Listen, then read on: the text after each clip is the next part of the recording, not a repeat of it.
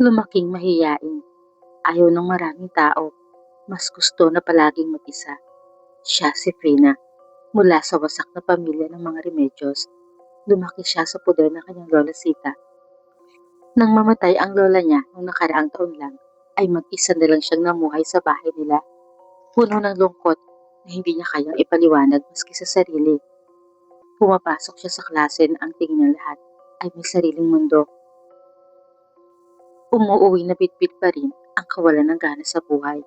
Matamlay, walang sigla, walang kaibigan o tao na aakay sa kanya sa liwanag. Pareho ng may bagong pamilya ang mga magulang. Kaya itinanim na ni Vina sa utak niya na sa pagkawala ng kanyang lola ay mag-isa na lang talaga siya. Habang naglalakad pa uwi, ay naramdaman ni Vina na tila may sumusunod sa kanya.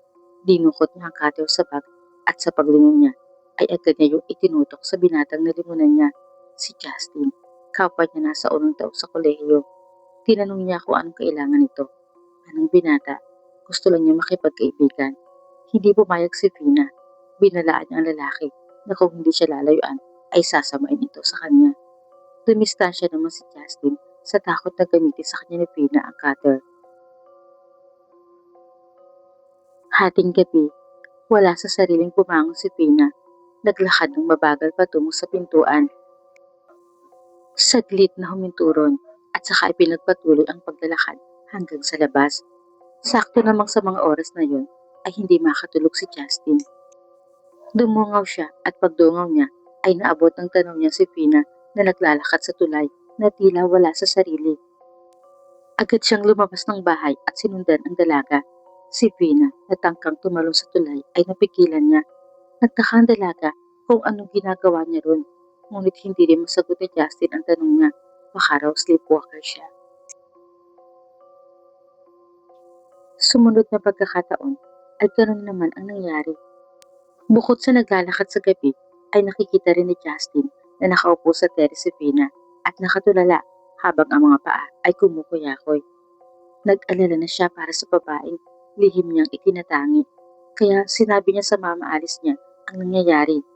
Isang espiritista ang mama ni Justin. Nang gabi rin iyon ay kinatok nila ang dalaga sa bahay nito.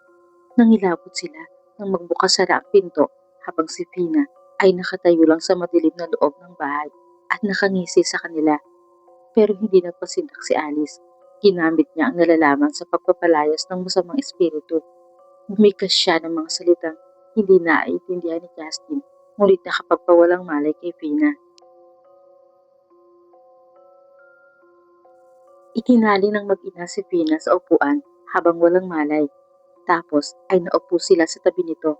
Sinimulan ni Alice na balasahin ang kanyang baraha sa gitna ng nakasinding kandila upang malaman kung sino ang espiritong gumagambala sa dalaga.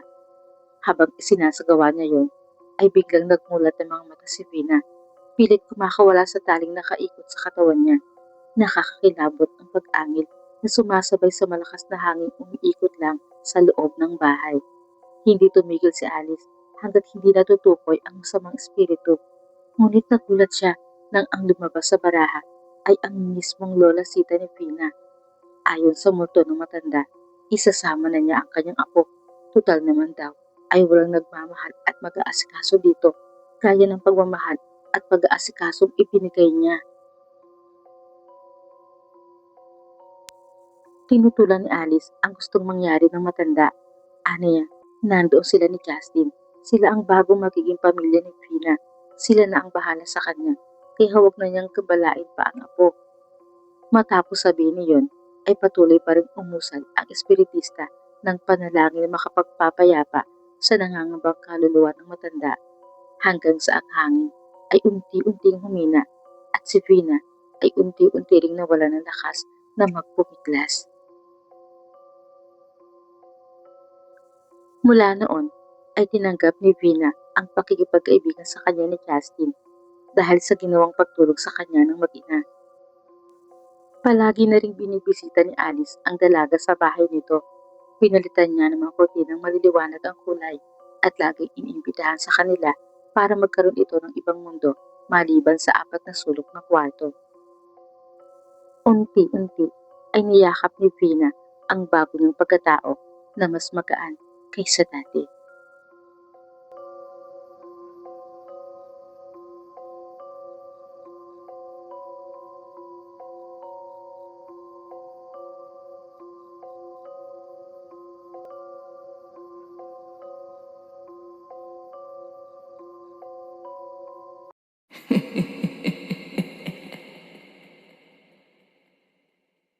Mula sa probinsya ay lumuwas ng Maynila si Nana Minda para hanapin ang nawawala niyang anak. Ayon sa nakakita, ang anak niya ay huling namataang nakasakay sa isang truck ng kulay na nagdi-deliver sa Maynila. Hindi niya pwedeng palipasin ang mga araw na wala siyang ginagawa. Kailangan niya matagpuan ang nag-iisa niyang anak bago pa ito mapahamak. Noon lamang siya nakaluwas, hindi pamilyar sa kanya ang maingay na lugar. Wala siyang kilala maski isa. Lahat ng truck na makita ay nilalapitan. Lahat ng palengkeng pwedeng bagsakan ng gulay ay sinusuyod niya.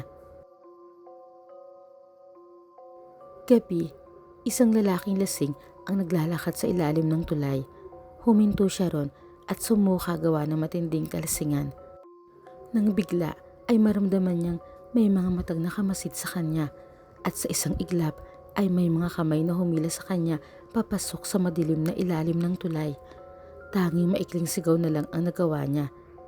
Ilang saglit pa ay maririnig ang pagdighay ng nilalang na kumuha sa kanya.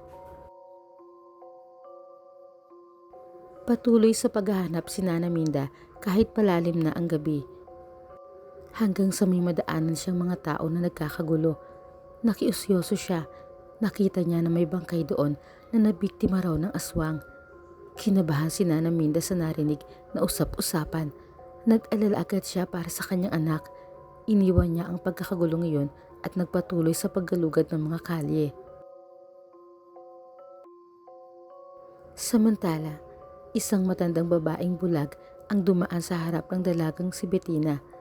Sinundan niya ito ng tingin. Maya-maya ay sinusundan na rin niya ito sa paglalakad. Huminto ang matanda. Tinanong niya ang hindi nakikitang dalaga kung ano ang kailangan sa kanya. Hindi umimik ang dalaga. Sa halip ay hinawakan niya sa kamay ang matanda na inaakala niyang kanyang ina. Gusto sana niyang sumama rito, ngunit nagbago ang isip niya. Bumitaw siya at tumakbo pabalik sa kung saan siya nagkukubli. Sa pagpapatuloy ng bulag na matanda sa paglalakad, nakasalubong naman niya ay si Nana Minda. Naamoy niya ito kagaya ng pag-amoy niya sa dalagang humawak sa kanyang kamay. Si Nana Minda naman ay napabilis ang paglalakad nang maramdaman ang anak niya sa paligid, doon sa madilim na ilalim ng tulay. Patakbo siyang sumuot doon. Si Bettina, nanlaki ang mga mata, nawala ang takot, nabuhayan ng loob nang makita ang tunay niyang ina. Isang mahigpit na yakap ang namagitan sa kanila. Nang bigla ay makarinig sila ng maingay na tunog ng sirena mula sa sasakyan ng mga pulis. Mga taong naguunahan sa pagsugot habang isinisigaw na mayroon daw aswang sa ilalim ng tulay. Mula sa madilim na ilalim ay sinilip nila ang mga tao. Mas pinili nilang tumalilis kaysa labanan sila. Sa ibang direksyon ay mabilis silang tumakbo ng magkahawak kamay at sa madilim na sulok ay nagpasya si Nana Minda. Kailangan daw nilang magbagong anyo para sila makaligtas sa galit ng mga tao. Tumango si Bettina na may kakulangan sa pag-iisip. Ani Nana Minda, iingatan na niyang mabuti ang anak na nangangailangan ng buo niyang atensyon dahil sa kalagayan nito. Hindi na niya ulit hahayaan na mawala. Kasunod niyon, sa isang iglap ay pareho silang naging uwak na mabilis na lumipad palayo sa lugar na yon. Ang bulag na matanda, siya ang nagsabi sa mga tao kung saan niya nakasalubong ang mag-inang aswang. Tahimik na nagpupuyos ang kalooban niya dahil nakatakas ang dalagang aswang sa ilalim ng tulay na siyang pumatay sa anak niyang lalaki. Ang lalaking lasing na hinila ni Bettina sa ilalim ng tulay. Tumingala ang matandang bulag. Ipinabahala na lang niya sa langit ang lahat.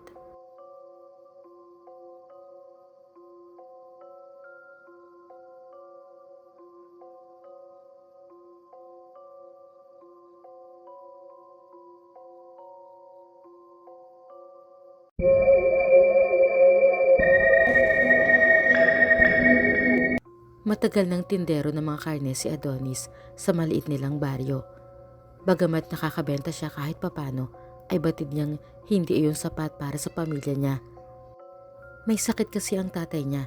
Ang nanay niya ay matagal na sa kabilang buhay. May dalawa siyang kapatid na umaasa sa kanya. Isang nakakakilabot na balita ang umugong sa baryo na umaatake na naman daw ang mga aswang. Kaya gano'n na lang ang takot ng mga taga-baryo, lalo na at may mga patunay na nabiktima. Ayon sa isang nakatakas mula sa pagbihag sa kanila ng mga aswang, ang mga kasama raw niya ay kinarne, inihaw at kung ano pang putahe ang ginawa. Nakikinig lang si Adonis. Isang beses ay ginabi siya sa pagdaan niya sa kakahuyan. Hindi niya inaasahan na isang aswang ang aatake sa kanya. Mabuti na lang at lagi siyang may dalang patalim. Naging mabilis din ang mga galaw niya laban sa nakaengkwentrong aswang. Sa huli ay napabagsak niya ito. Hindi makapaniwala si Adonis. Habang tinititigan niya ang natalo niyang aswang ay may kumislap sa utak niya. Sumunod na gabi, muling nagkagulo ang mga taga-baryo dahil sa aswang. Kaya ang kapitan ay bumuo ng grupo ng mga magroronda. Sumama sa grupo si Adonis. Ngunit sa tuwing magroronda ay humihiwalay siya sa mga ito. Aniya, mas maigi na maghiwa-hiwalay sila para mas madali sila makakita ng mga aswang at makahuli. Hindi nagtagal, ang panindang karne ni Adonis ay unti-unting napansin ng mga tao. Naging mabenta ang kakaiba nitong lasa na ayon sa binata ay bago na kasi ang pinag-aangkatan niya. Kasabay niyon ay ang unti-unting pagkaubos ng mga aswang, kaya ang grupo ng mga aswang ay nabahala. Umaga, isang magandang babae ang bumili ng karne kay Adonis. Sa unang kita pa lang ay nabighani na siya rito. Nagpakilala ang babae sa pangalang Tina. Mabilis silang nagkamabutihan sa pagdaan ng mga araw. Hanggang isang gabi, sa pagsuyod ni Adonis sa gubat, isa na namang aswang ang namataan niya. Napangisi siya at saka walang takot na inatake ang aswang. Ang gawain niya kasi, mula nang makapatay siya ng aswang, ay naisipan niyang ito ang karnihin, kaya na ginagawa ng mga aswang sa mga tao na nabibiktima nila. Naging mabenta naman ang karne niya, kaya nawili siya. Ngunit sa pagkakataong yun ay hindi niya nagawang patayin ang aswang. Nang magsilabasa mula sa iba't ibang panig ang mga aswang at mapalibutan siya, siya naman ang nabihag ng mga ito. Dinala siya ng mga aswang sa kampo nila. Bago siya karnihin ay pinarusahan muna siya. Nilatigo siya ng mga ito sa likod sa dami ng aswang na kinarni niya. Ngunit ni Katiting ay hindi kinakitaan ng takot si Adonis. Matapang niyang hinarap ang mga aswang sa pagitan ng paghihirap niya. Aniya, tama lang ang ginawa niya dahil ganoon din naman ang ginagawa ng mga aswang sa mga taong nabibiktima nila. Tinanong pa niya ang mga aswang kung ano ang pakiramdam ng makarne ang mga kapwa aswang. Nagkatinginan ang mga ito. Sa galit ay aatakihin na sana nila si Adonis at papatayin, kundi lang dumating si Tina na noon lang natuklasan ni Adonis na isa rin palang aswang.